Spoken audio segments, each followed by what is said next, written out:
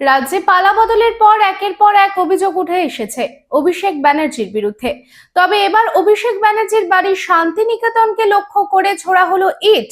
এই ঘটনা CCTV footage viral হয়েছে সোশ্যাল মিডিয়ায়।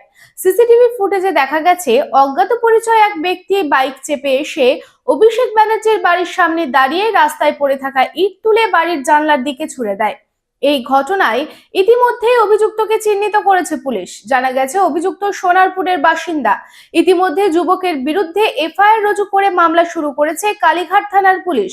অভিযুক্ত যুবক জানিয়েছে অভিষেক ব্যানার্জির ওপর রাগ থেকেই সে ইট ছোড়ার মতো ঘটনা ঘটিয়েছে।